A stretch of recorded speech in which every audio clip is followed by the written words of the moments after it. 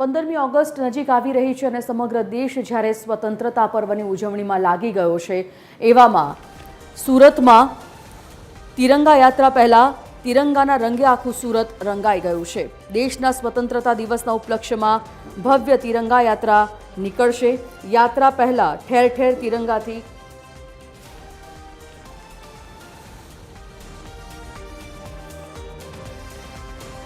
तो लगभग 1.5 किलोमीटर लांबी आ तिरंगा यात्रा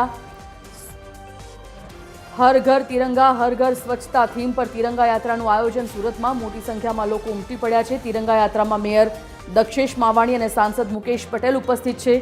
દેશભક્તિના ગીતોના તાલે નેતાઓ ઝૂમતા નજરે પડ્યા। સમગ્ર સુરત શહેર રંગાઈ ગયું છે તિરંગામાં। વાય જંકશનથી લાભભાઈ કોન્ટ્રાક્ટર સ્ટેડિયમ એટલે કે 1.8 કિલોમીટર સુધીના રૂટને डेकोरेशन और पेंटिंग थी खूब ज सुंदर रीते शणगारवामां आव्युं छे। हर घर तिरंगा हर घर स्वच्छता थीम आ वखतेनी खूब ज आकर्षित लागी रही है। तिरंगा यात्रा में मेयर जोड़ाया। देशभक्तिना गीतोना ताले नेताओ झूमता नजरे पड्या छे। सूरत में देशना स्वतंत्रता पर्वना उपलक्ष्यमां आजे हर घर तिरंगा यात्रा योजाई।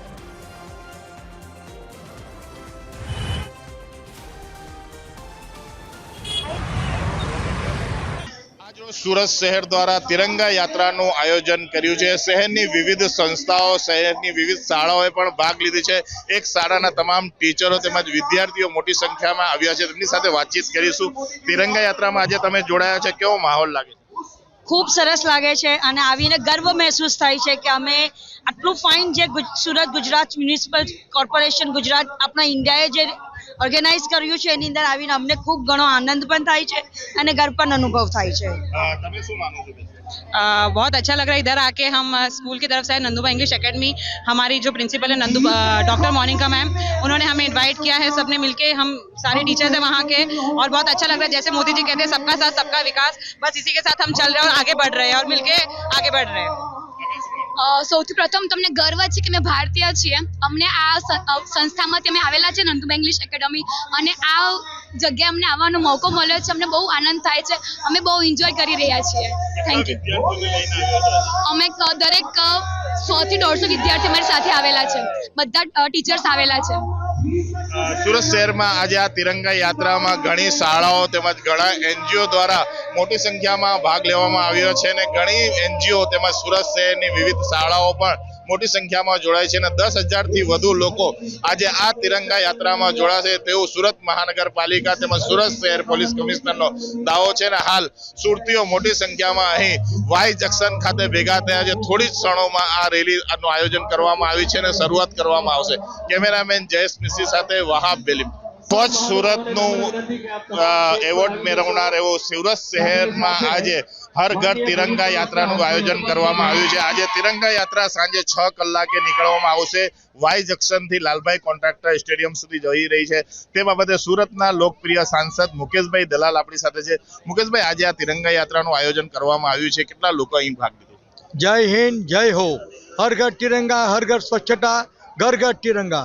तिरंगा यात्रा निमित्ते सूरत शहરના શહેરીજનોમાં ભાગીદાર બનવા માટે આપ જે ઉત્સાહ આનંદ અને ઉન્માદ જોવો છો તે ખરેખર અભૂતપૂર્વ અને અનોખો છે। તે બદલ હું સમગ્ર શહેરીજનોને મા તરફથી હાર્દિક અભિનંદન પાઠવું છું। આજે 10 કિલોમીટર લાંબો રાષ્ટ્રધ્વજ અને આઈએનએસની કૃતિ પણ છે લોકોને નિહાળવા મળશે।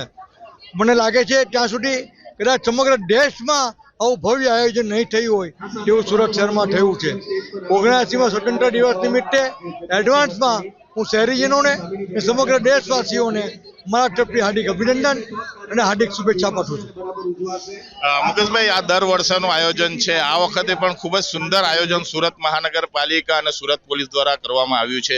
તમે આને કેવી રીતે જુઓ છો અને કેટલા સુરતીઓમાં ભાગ લીધો છે? મને લાગે છે કે 10,000થી વધારે કૃતિઓ આમાં ભાગ લીધો છે।